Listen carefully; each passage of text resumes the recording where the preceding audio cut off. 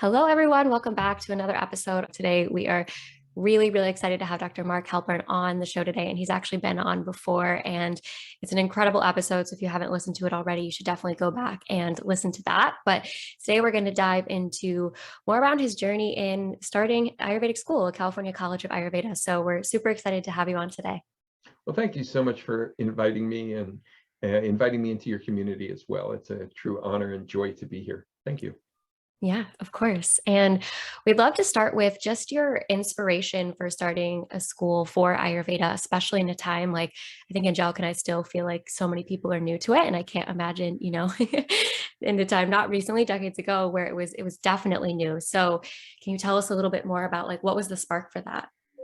Yeah, it's really interesting. When the California College of Ayurveda started in 1995, very few people knew what Ayurveda was. Very few people had even heard of the word. There was a community of people who had heard the word through some of the writings of Deepak Chopra back in the very early 90s, late 80s, but it was still very unknown. In fact, I would go to yoga studios sometimes when I would talk about Ayurveda, and I'd ask them, how many of you have heard of Ayurveda? And I'd be talking to a group sometimes in an ashram of 150 people. And 2 or 3 people would raise their hands. And this was in a yoga center. This wasn't the general public. So the general public had no idea. And the yoga community barely had any idea at all. But I was deeply moved by Ayurvedic medicine. I had studied chiropractic, homeopathy, Chinese medicine, herbalism. When I had studied Ayurvedic medicine, it was the first time that I felt I was home. It was the first time that I felt that the deepest questions of healing were being answered. And I knew I'd be dedicating the rest of my life to that. I didn't know exactly what that would look like. So I went into practice, and in a very short period of time, I had a 6-month waiting list for patients to come in and see me. I was educating my own community about it. I'd be speaking at every church and every gathering, every art fair, wherever anything was happening, I was there educating people about Ayurvedic medicine. And I developed a big following, I guess, of people that wanted care. And that was really wonderful. And then I thought, I can't take care of all the people in my own community, let alone all the people outside my community. There were too many people. They had to wait 6 months. I thought there's got to be more practitioners. And I looked around for help, and nobody could help me because there were only, again, a handful of Ayurvedic practitioners in the country at that time in the early 1990s.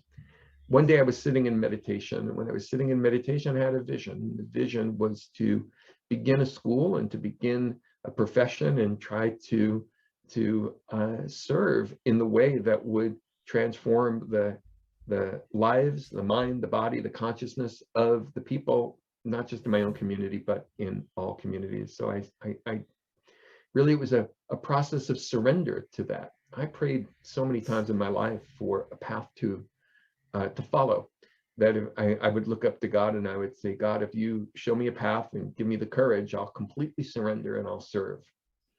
And that was my commitment to God. It was my commitment to myself. And, gosh, I got an answer. I got a vision. And when that happened and you're gifted with a vision, I don't think you say no. And so you serve that vision. And that's what I've tried to do as best as I could throughout the course of my next 27 years since we started the college.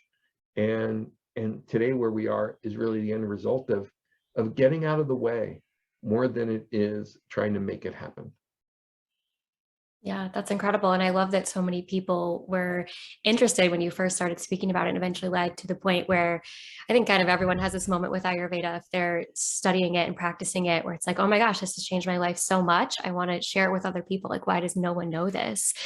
And so I'm interested if when you first began that process, you came upon, any big challenges, whether that was in, the actual process of starting the school and like getting the word out, or like what was your biggest challenge at the beginning? We had all kinds of challenges at the beginning. I wouldn't even know where to begin. We had so many challenges when we first began. It takes fortitude to keep on going and courage to keep on going, a reminder that this isn't really about you, that you're on a mission and you have to serve that mission. And it takes faith and trust that if you serve that mission, if that mission is divinely guided, then you're going to be taken care of, whether or not it's everything you want it to be. It's going to be what it needs to be. And so one of the challenges was at first getting people to be interested in Ayurvedic medicine. I would, stay in my own community within maybe 10 miles and try to find as many places as I could go to speak to people. And I remember there were some bookstores that I would go to. They loved to have speakers come in, and sometimes there was one person who came to hear my talk on Ayurveda and health. And my philosophy was, well, I'm going to serve that one person as though there were 100 people and give them the very best that I could do. And sometimes if there was only one person, I'd say, you know what, I'll give you a little introduction, and then you and I just talk. And let's just have a conversation about what you're looking for. And sometimes there'd be 2 people, sometimes 3 people. And you have to keep on going. It wasn't so much that there were so many people interested as much as I reached out to so many people. And so I would travel around from yoga studio to yoga studio. When we started the school, I traveled from yoga studio to yoga studio throughout the state in order to educate people about what Ayurveda was. And sometimes I had 10 people show up, 5 people show up, 13 would be a really big group of people that would show up. And I didn't have any choice. And I think that was part of the path to success, was the realization that I had no choice, that this was work that I was meant to do, that I'm supposed to be doing, and to get out of the way. If my ego was hurt that there was only, my ego was hurt that there was only 2 people that were there, well then, if that was going to stop me, then that would be me stopping me, as opposed to feeling like this wasn't really supposed to happen. And I just had to keep on going. So that was one of the challenges. Another challenge was dealing with state regulations. We started the college, and we got a letter from the Attorney General of the state of California, literally telling me that they were going to put me in jail unless the school was registered to be a college. Wow. I didn't even know that we had to. Back then, we were the first school of Ayurvedic medicine, and I didn't know there was such a thing. But somebody contacted the state and said, hey, there's this guy running this college, and it's not state approved. And so realizing they were going to shut us down and put me in jail, I had one assistant, and I said, this is your job. You handle the state and fill out the paperwork, and let's get this together. And we did. And that was after we were already enrolling students in class, and we were just about to start our first session. And we had to go through the process of telling the students, I don't know if we're going to be raided by the Attorney General in the state of California, but we're going on with class. Wow. And it went forward. So, we had regulatory issues when we first began. We had to build interest when we first began. It wasn't like I sat down and I wrote a really complete business plan. It really was that this was divinely inspired. That's how I met it. And it was then surrendering to that and doing the work necessary as it appeared in front of me, and then getting out of the way. Yeah. Go ahead. I'd love to hear your definition of Dharma and living this life of purpose, because yes, this is such a deep calling for you. And I think that Dharma is also just how we live our life in every single way, shape, or form. So I'd love to hear how Dharma is expressed through your unique vessel. Well, let's first just talk about what Dharma is, because I don't get to decide what Dharma is. Dharma is a traditional concept. And it's a traditional concept in the Vedas. And what Dharma refers to is, it can be translated a couple of different ways. One way is right action. That's one way of defining Dharma. Dharma also means to serve in alignment with the divine. And so when you are the instrument and the divine is playing you like a flute, and you allow that to happen, that's dharmic. When you get in the way or you do something opposed to what your divine inspiration is, that's called adharma. Adharma means that it's not in alignment. It's the wrong action. And so it's important to perform your dharma and to give your whole self to it.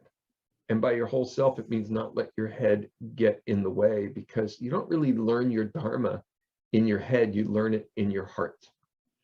And once you know in your heart what it is that you're supposed to do, then it's about getting out of the way, which means getting your head out of the way and completely surrendering and completely serving that mission that you're meant to do. It's also spoken in the text that it's more important to do your dharma poorly than to do somebody else's dharma really well.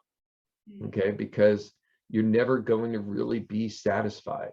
You're never going to achieve that that deep feeling of well-being and satisfaction and joy that comes from serving in the divine, serving in alignment with the divine. So in other words, it was more important for me to serve the vision of opening up a school, even if that meant the school was to struggle, even if that meant the school was to fail. It doesn't matter. It doesn't matter. I don't understand the bigger picture. It's better to do my dharma poorly, if that was the case, than it is to do somebody else's dharma. Hey, you should be an engineer. You should stay in chiropractic. Why? Well, it's practical. There's more money there. Okay. So I stayed doing chiropractic, or I stayed doing engineering, and I make a lot of money, but I'll never be happy. I'll never be content, and I'll never feel joy, because that wasn't my dharma. And so, yeah, I might go on a vacation, but I might wind up, drinking a tremendous amount because I never fulfilled my purpose in life, And so it's better to do your dharma poorly than somebody else's dharma really well. It's not about success in life as much as it is about service in life. And if you really truly serve from your heart, you really truly serve in alignment with the divine, then you'll receive everything you need, maybe not everything you want. You may not become the richest tycoon in the region, but you will do well enough to live a supportive, comfortable, meaningful life. And this life is short, and that's the most important thing you can do. And I have a question on that, because I feel like when you are living your dharma, you feel like things should kind of fall into alignment, right? That there's a lot of, quotes or ideas out there that when you're living in alignment, the whole universe comes to support you. So I feel like there's a paradox there. And like when you're living your dharma, just like you described with the school, so many challenges came up, like the attorney general thing. I would have been so scared. I would have been like, wait, is that a sign? Should this not happen? So can you just give us some examples from your experience where, even though those things were happening on the outside, deep in your heart, you knew like, okay, I am still in alignment. These things are just happening to help me expand. Yeah. Well, first of all, I really want to challenge the supposition that if you're acting in alignment, that the universe is going to be behind you, the winds are going to be at your back, everything is going to be wonderful. It's going to be nothing but joy. It's all going to work out perfectly. In fact, you're going to be explosively successful, and you won't have any obstacles. It just doesn't work like that. That's not really what Dharma means. That's the ego that actually wants it to be that way. Oh, if I just do this higher work, then I'll have everything that I want. It'll be easy. And everybody wants it to be easy. The ego wants it to be easy. And the ego thinks if it's hard, then I must not be meant to do it. It doesn't work that way. Here's how it really works. Okay. When it's dharmic, it means that the challenges that you'll face are the perfect challenges for your growth. I want to say that again. When it's dharmic, it means that the challenges you face are the perfect challenges for your growth. Doesn't mean there won't be any challenges. We're here on this planet not to succeed. We're here on this planet not to have it easy. We're here on this planet to grow, to learn, and to evolve. What are we trying to grow, learn, and evolve to become? The most loving human beings that we can be. And what stands in the way of ourselves and being the most loving human being we can be? Well, those are the obstacles that show up. That's what shows up. And so we have to address those obstacles. Love has many facets. Love is kindness. Love is generosity. Love is service, unconditional service, the serving of others. There are obstacles that are in the way. Well, I don't want to serve. I'm tired. There's obstacles in the way. I don't want to serve. It shouldn't be this hard. All those obstacles are self-created. Our self-created obstacles show up for us even when we perform our Dharma. Now, if you were a perfectly enlightened being and you were living your Dharma, well, then maybe there wouldn't be many obstacles that show up for you, and it really would be, nothing but rainbows and hearts flowing down from the sky, and everything is beautiful. Okay, it doesn't work that way.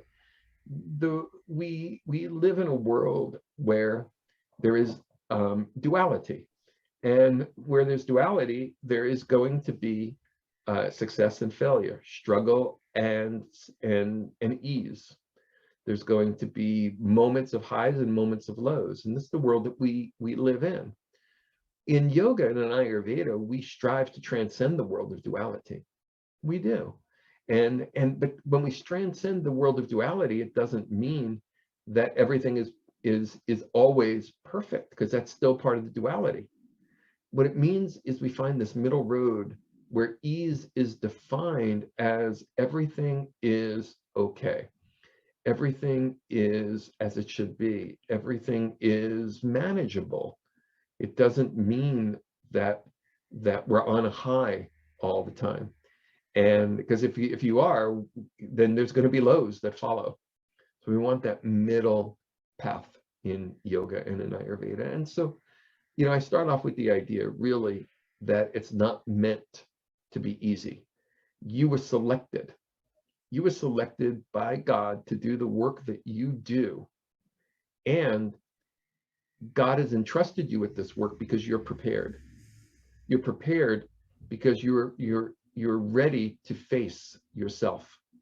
You're ready to face your limitations. You're ready to face your obstacles and grow from the experience.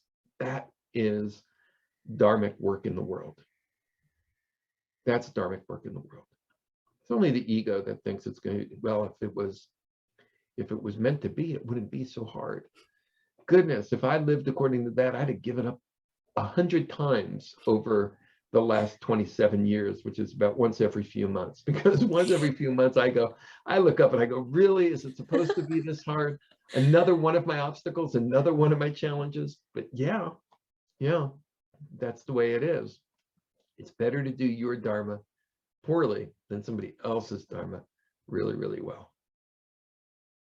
Definitely. And I love that sentiment of just that perspective shift of seeing that every obstacle can actually turn into one of our greatest strengths and opportunities, that it's happening for us rather than it's happening to us. And in the moment, of course, it's super difficult because we want to play the victim and why me and blah, blah, blah. But then you start to realize once you do the work, that's the most empowering thing that you could possibly do, is to get on the other side of it and then see what you create from it. I'm curious if you have any specific examples of really turning that obstacle into an opportunity. Yeah, before I do, I just want to say that I think that's really beautiful the way you put it, that it's happening for us rather than to us. I think that's a really beautiful way of looking at it, because it really means that it's there for us to grow. In my life, so many different times, when I started out in the world of business right out of school, I wanted to serve people. I wanted to do the work. I didn't really know anything about business. I wasn't even interested in knowing much about business. I just thought that if I served, then everything would be okay. And I went into practice as a chiropractor, and I started serving, and I did it pretty well compared to a lot of my classmates. But I reached this level of service that was, it allowed me to sustain myself in the world, but it didn't allow me to really grow beyond that point. And I was capable of much more. I knew I was. My practice was slow, so I knew I was capable of more. I was doing everything. I was working hard, but I just couldn't break through to the next level. And then I met a teacher by the name of Charlie Ward. And he was a chiropractor and a business coach. And I spent time with him, and I remember sitting down with him and telling him my sob story. Oh, I'm working so hard. I'm not can't seem to break through. He'd say, well, have you tried this? I don't like business. I tell him I don't want to have to think about those things. And he looked at me and he said, Mark, he said, you know, you want to be of service, right? I said, yeah. He said, if you go out of business, you can't serve anybody. And when he said that, it just rang true to me. He said, Mark, you're going to have to learn enough about business to be successful so that you can be of service. So it doesn't need to be your focus, but you're going to have to learn enough, because otherwise you're not going to be able to serve anyone. I went, okay, tell me what to do. And so I joined his group. He had a group, and I paid him at that time what was a tremendous amount of money in the 1980s, which I thought was absolutely absurd and ridiculous. I'd never do that, and I did. I said, okay, I'll give you everything I have. Show me what I need to do. You've convinced me. Then I became a good student. He was the master of business. I said, I'll just do whatever you tell me to do. Once I decide something, I can completely surrender. I said, I'll just do it. And within 6 months, my practice had doubled in size. Within 6 more months, it doubled again in size. And now I had a tremendously successful practice in the Bay Area. And it was because he inspired me to just get out of the way and do those things that needed to be done, you know. And in a way, I had to grow up, you know. I had to grow up and do those things I didn't want to do. And I did. And it brought great success to me. Eventually, I wound up selling that practice in the Bay Area because I wanted to move beyond chiropractic, and I wanted to come to understand the cause of suffering and the cause of disease. So I sold that practice. But that was an important lesson, I think, in getting out of the way and the rewards that come when you get out of the way. And when I left that practice, I prayed that my path would unfold before me and that I would have the courage to walk it. And if you show me my path, God, then I'll completely surrender and I'll do whatever I'm asked. And I've tried to live that way ever since. And I believe that's why the college is so successful. I believe the California College of Ayurveda exists not because of me, but because I got out of the way. I think that's why the college exists, and that's why it's successful. Yeah, and I love that because I feel when you're on your Dharma path, it's so important to be able to ask for support and help and have a mentor to guide you, because Dharma is not the same thing as just following a regular career path. It's following a path of service. So reaching out for someone who can bring you that guidance and shed light on it is just so important. It's everything.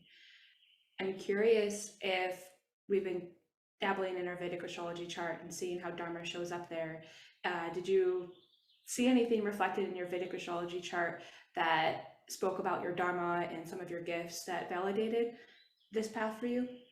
At that time, I hadn't even had a Vedic astrology reading. I didn't know anything about Vedic astrology when I first started in this realm. I studied Ayurveda and I studied yoga, and those were the two Vedic sciences that I focused on. And so I didn't concern myself with the astral influences, the stars, and how they were going to impact me. It was really more about serving in alignment with the divine and what the divine wanted me to do in any given moment.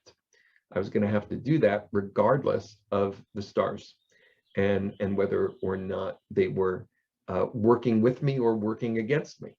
I was still going to have to do what I have to do in order to become successful. Now, since then, I've had many Vedic astrology readings, and people look at my chart and they say, oh yeah, you have this in your chart, you have that in your chart, and that's going to help you. That worked against you. the next 6 months are going to be difficult, but then things are going to get better. You're going to go through a 3-year cycle and it's going to be good, but then there'll be a cycle that's bad. I don't live my life according to the day-to-day influences of the stars. And the reason I don't is because I focus on the bigger picture. I focus on Dharma. And every day I have to serve that Dharma. Every day I have to work to know my true nature and spirit and try to stay in that place of awareness and to serve from that place. And if I do that, everything is going to work out just fine. Now, when special events happen, I do consult a Vedic priest that I know who is an astrologer, and we will do those events on auspicious days. And so that's absolutely true, and we bring it in that way. But I'm not one of those people who obsesses about my chart and thinks about my strengths and thinks about my challenges, and I don't use it to determine my actions. I use my inner wisdom, my inner listening into my own heart to try to ask myself, what is it that I need to do? And one of the ways I do that is when I drop into my heart, I ask myself, what is the most loving, kind, serviceful thing that I can do? And I know that the most loving and kind and serviceful thing that I can do is going to be dharmic. And that's how I make many of the choices that I make. And you talked about surrender a lot, which I think is a really beautiful thing. And in today's age, I feel like it's really hard to keep your blinders on and stay focused on your dharmic path and to stay surrendered to it, because Chuck and I are guilty of this. It's like we see all these, people doing beautiful things. It's like, oh, let's try this and this. So I'd love to hear from you, like how you kind of kept your blinders on and stay surrendered and focused when there might have been other things pulling at your attention. Yeah, I think it first and foremost had to do with what happened to me before I started the journey.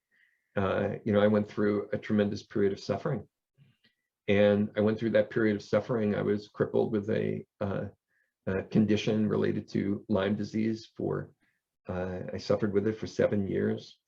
And, it's what I learned about myself through that illness that also impacted me. It was going through the chiropractic practice and realizing that wasn't meeting my Dharma, and making the decision to give that up, which was a great livelihood, but to give that up.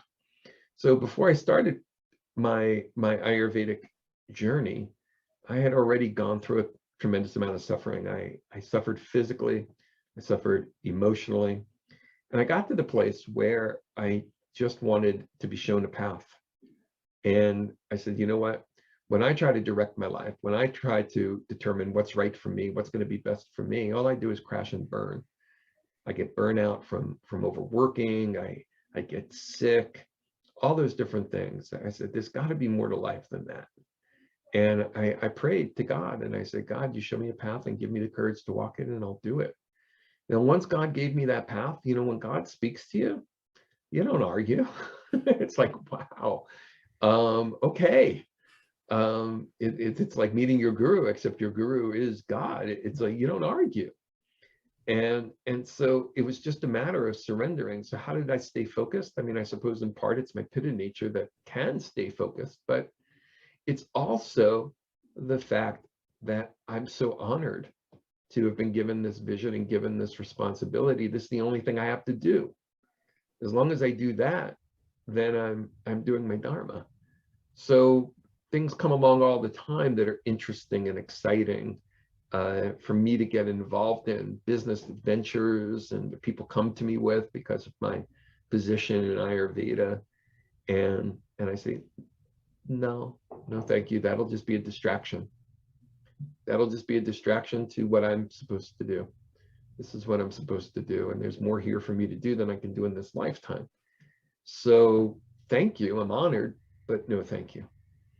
And that is a regular experience that I have to look at and make those decisions. Yeah, because if I get distracted, then then this fails, You know, why did it fail? It will have failed simply because I didn't give my attention to what was dharmic. Yeah. And I'm curious if you feel like the world is shifting to be a place where more people are beginning to walk the dharmic path. Like if you're seeing more of that, more people being seekers, more people kind of waking up and realizing like, hey, this actually isn't lighting me up, right? And choosing different ways of living and being that maybe they didn't even know were possible. Well, I think I live in a bubble of self-aware people, and so that's part of the challenge. When, you know, is looking within my own bubble and then trying to look outside at the rest of the world. Within my microcosm, yeah, people in my microcosm are really awesome. They're all trying to grow and learn and evolve. They want to help the world to be a better place. They're doing work that they hope is dharmic. They come to me and ask me, how would I know if it's dharmic? And, you know, I try my best to coach and to counsel them. But they mean well, and they're in their heart space, and they're trying to operate from that place.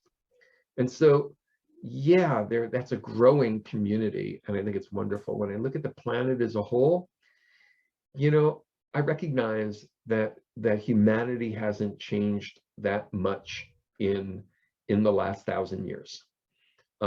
Maybe in the last 2,000 years or 5,000 years. And what I mean by that is that human beings are human beings, and they are driven by their ego. And in any given time in society, there are going to be those who are blinded to the interconnectedness of all of creation. There are going to be those who have glimpses of it, and there are going to be those who live within it at all times. And so I don't think that's changed. I think that, you know, in any given age, those people who are alike find ways to come together, and those people who are more heart-centered, who are living more dharmically or want to grow, learn, and evolve, find each other and find community. And I see that in every generation. You know, I'm a little bit older than the two of you, and when I was your age, you know, there was just this buzz around all these people coming together to form community, and doing it in the way that I was meant to participate in that. You know, and now I'm more established, and so there's a community around me that already exists. And I think that's just part of the cycles that we find ourselves in. And so I don't think, when I look at the world as a whole, that we are better or worse than we've ever been. I think that human beings are on the same journey we've been in. Look no further than the divisions in our country related to the pandemic, or the war right now in Ukraine, and the other atrocities that happen around the world. But they've always been there. They're just in different places. There've always been people who are committing atrocities in different ways and in different times. I'm hopeful for the individual who wants to transcend the dramas of life, find the deeper meaning of life. I'm hopeful for our capacity as human beings to transcend the inner struggles that we have. The wars are not on the outside that matter. The wars are on the inside that matter. It's inside of each one of us. And overcoming those internal wars between our ego and our soul, the internal wars between the part of ourselves that hates ourselves and the part of ourselves that love ourselves, overcoming that war is the real war that's worth fighting. And I think that individuals who are on the dharmic path, individuals who are awakening to the interconnectedness of the world, that's where the work lies. It lies inside of ourselves, going deeper and deeper within, and learning to love more and more deeply ourselves, and when we do, the world around us. We have a lot of Ayurvedic healers or just starting their practice. And I'd love for you to speak on, what do you find is most important for Ayurvedic healers to stay on this path to feel successful when they're first starting out? Oh goodness, you know, when they first start out, it's you know, you've got to be willing to do the work. I think that's the key. Are you willing to do the work? You've studied, you've passed tests. Now are you willing to do the work? Because now you're me when I was just starting, no matter what community you're in, and you're going to have one person show up to your talk, and are you going to treat that person the same way you would as if 100 people showed up at that talk? Are you committed to this? Do you really understand the big picture? Where there's harmony, there's health, and where there's disharmony, there's disease. And are you going to do the work necessary to bring harmony to your community, to bring this knowledge, this light to your community? Are you willing to be that person? Because if you're willing to be that person, then there's nothing that's going to stop you. You're going to be successful. There's just no question about it. You know, there isn't, and you have to know that to be true. And it is absolutely true. There's a saying, right, in business or in society, where your attention goes, grows.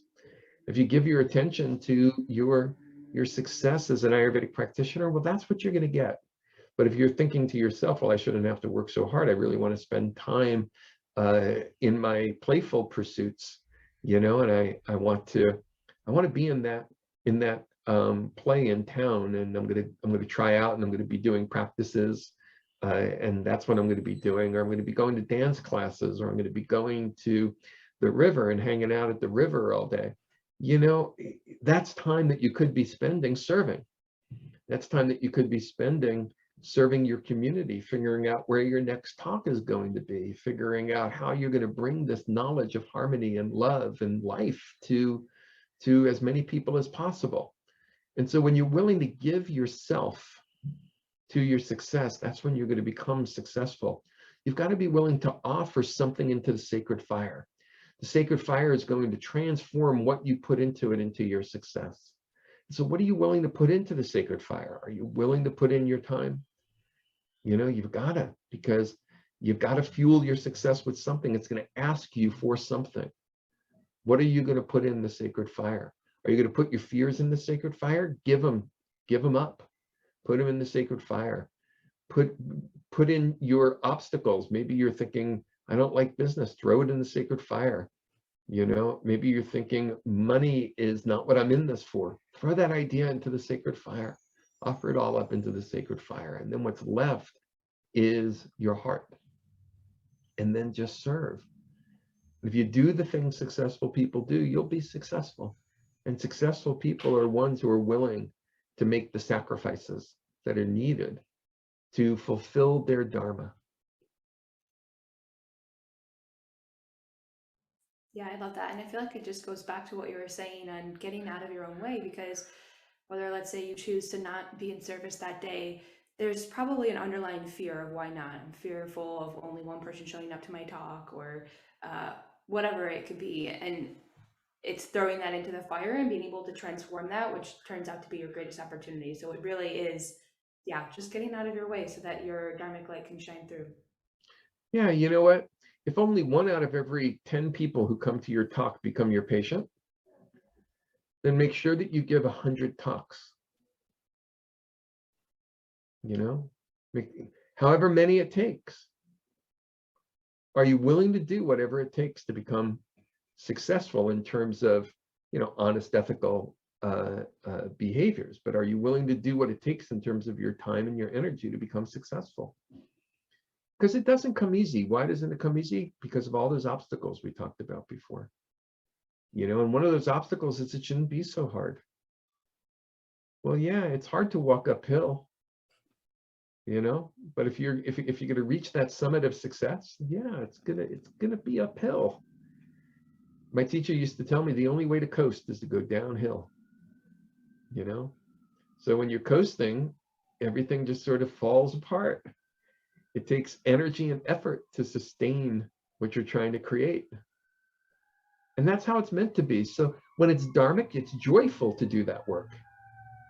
When it's dharmic, you don't mind doing that work. It's like you're getting great joy from it. Yeah.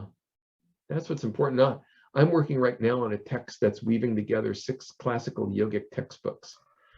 The other day, I was working on just one small little concept, all right? One small little concept within this big picture of Hatha Yoga, one small little concept. That concept took me 8 hours. 8 hours over 3 days to put together the pieces to understand this one small concept from a classical perspective. Now, that's hard. There were times my head felt like it was going to explode. There was times I was like, I'm under deadlines. I've got to get this done. No, you've got to go through the grind. Fortunately, it's dharmic for me. And so I love it. I love it. It was only my ego that was complaining about the time it was taking, but doing it was joyful for me. It was like, I'm going into the deepest knowledge that exists in the universe. And that's dharmic for me to do that. And so this is what it's like no matter what you do. Sometimes it feels like a grind. And if you're doing dharmic work, you love the work you're doing. In fact, you wake up in the morning and you think, how incredible that I get to do this. How amazing that I get to do this. And that's what then you wake up every morning excited. I still can't believe that every day I get to get up and do what I do in the world of Ayurveda.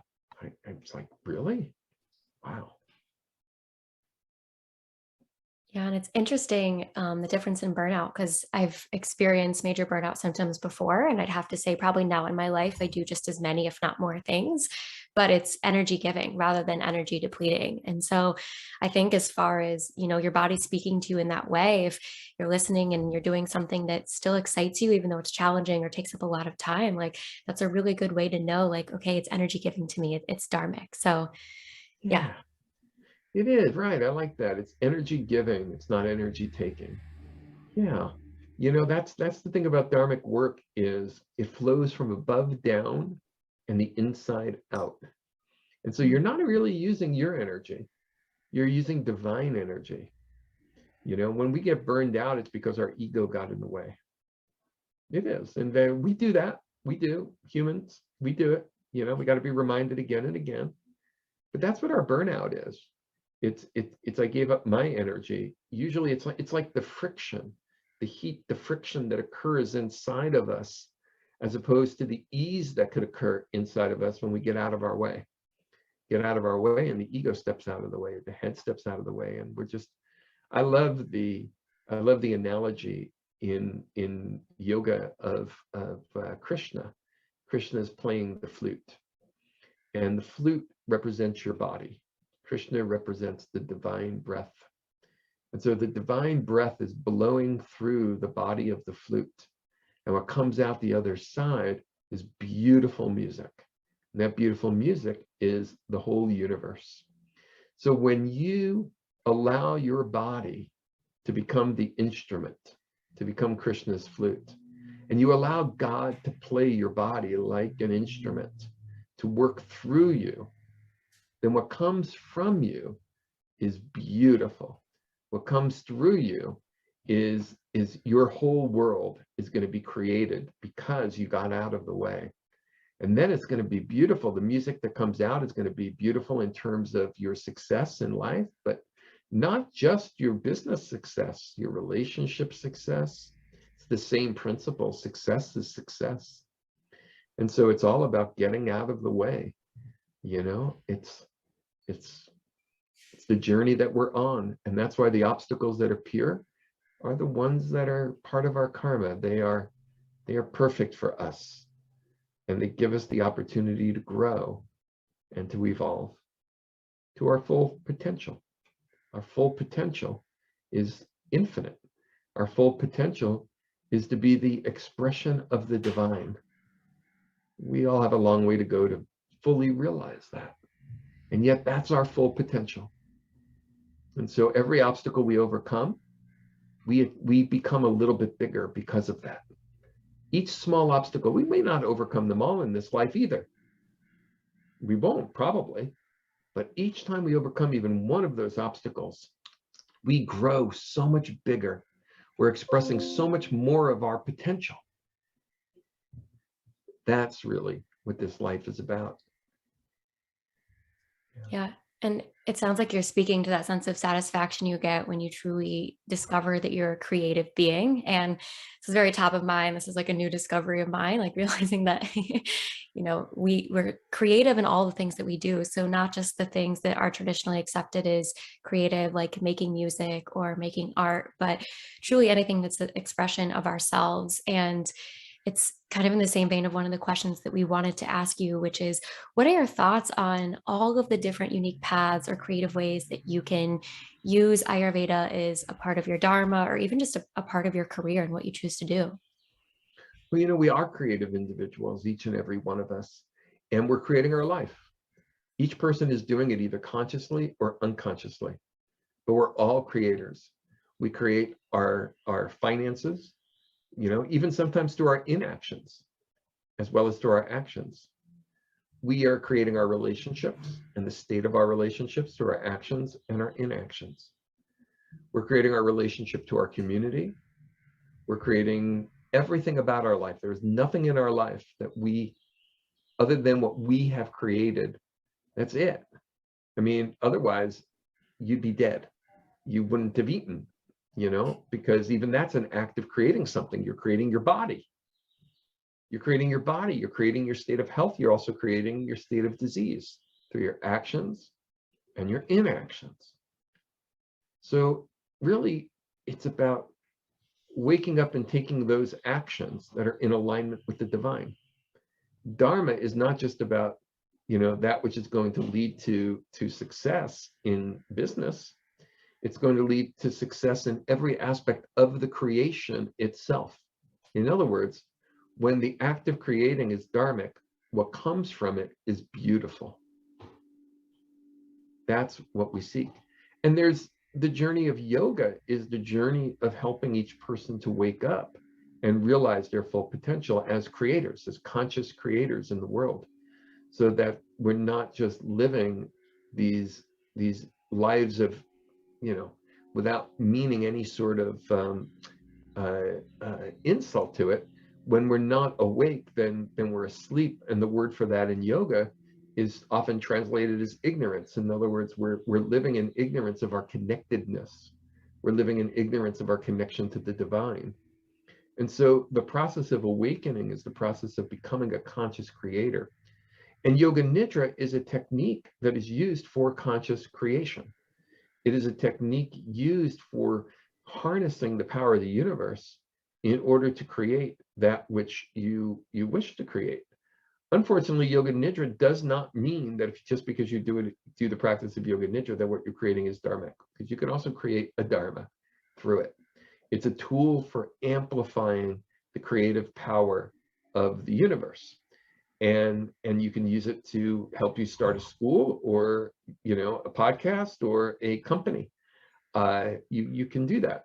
You can also use it for ridiculous things like just wanting a really, really cool car or a really, really cool house or the ideal boyfriend or girlfriend.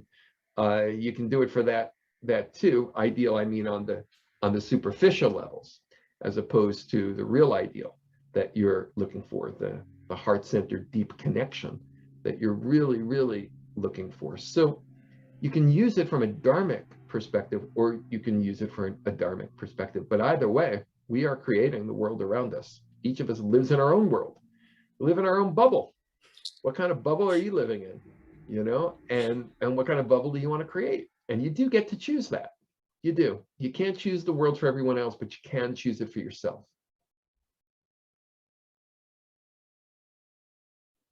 I love that. Yeah. And I think that it's just a beautiful insight into the future if more of us can realize that and start working as conscious creators. And I think just choosing thoughts, choosing actions, choosing inactions that really align with not only who we want to be in a few months or in a few years, but also who we want to be today. So I think that's such a powerful sentiment. And I'd love for you just to share if you have any ideas or thoughts or even dreams for what you see as the future of Ayurveda, to share some of those with us. Well, sure. Yeah. The future of Ayurveda will be the collective vision that we all hold for where Ayurveda is going to go in the future. For me, the vision that I hold for Ayurveda in the future, where I see it going, is that it's going to become a fully recognized healthcare system here in the United States. And that it's the only healthcare system that addresses body, mind, and consciousness, which means we're going to have a healthcare system that actually addresses the whole totality of who we are and our relationship to the world around us. That's incredible. That's incredible. You know, we don't have anything like that. And so, you know, we get sick and we go to the doctor for a drug.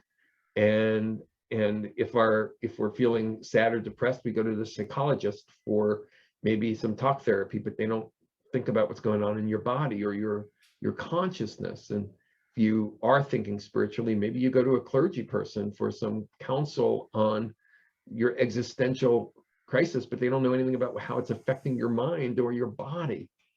The Ayurvedic practitioner is the only practitioner that understands body, mind, and consciousness, the one practitioner you can go to for the total package. And I see that becoming a formalized system of healthcare, fully recognized. I see research happening that shows its benefits and its effectiveness. I think there will be a research side of it that develops. I think that there will be a practice and clinical side of it that develops. And I really think that it's going to become a way of life and a way of seeing ourselves and a way of being. So I see really beautiful things going forward for Ayurvedic medicine here in the United States and the growth of Ayurveda on all these levels, whether it's from the growth of schools, the growth of practitioners, the growth of spas. I see all of that continuing to grow. You cannot stop something that is dharmic from manifesting. And I do believe that there is a dharma for this to emerge within the West.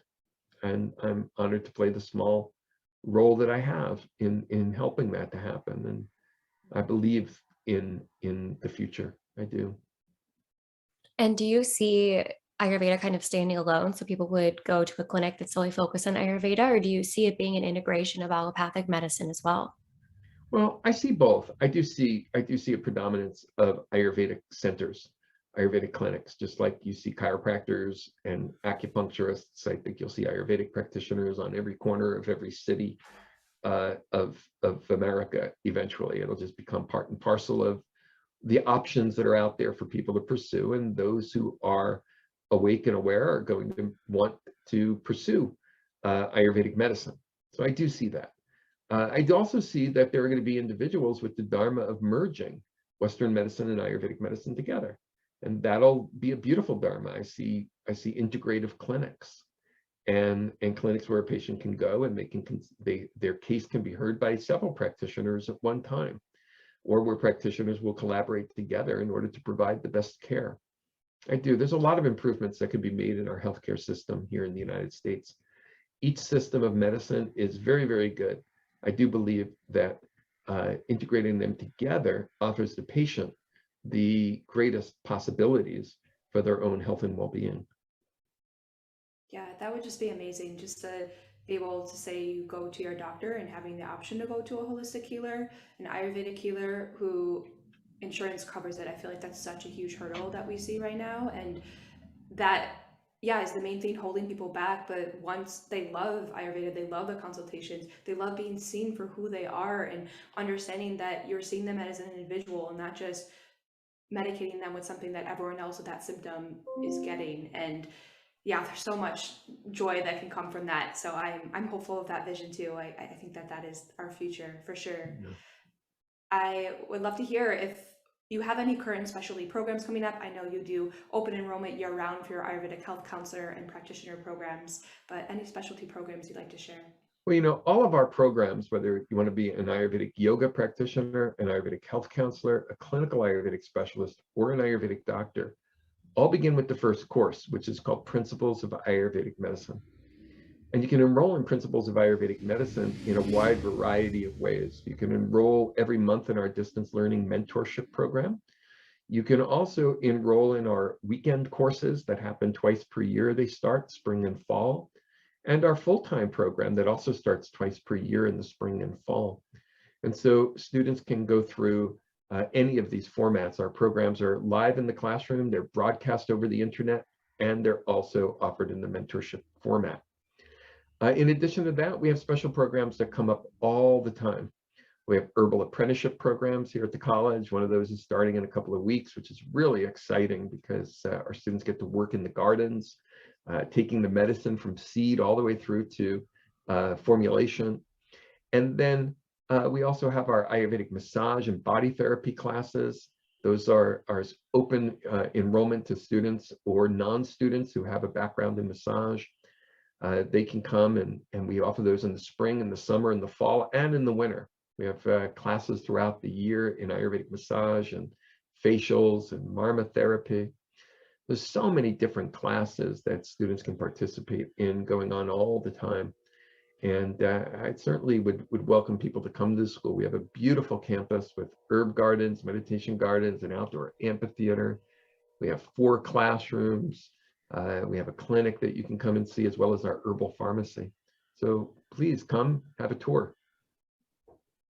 Yeah, I can attest to it. I absolutely love the school. It was so beautiful when I went through my internship, and so grateful for my experience and learning from all the wise teachers from CCA that I'm still in contact with, that are still guiding me on my journey. I just could go on for days talking about it. So thank you so much for sharing your wisdom and being here. It's so beautiful just to be in your presence and to hear all that you share and all that you've created in this world. It's really miraculous. So Well, thank you so much, Angelica, and thank you, Rachel, both of you.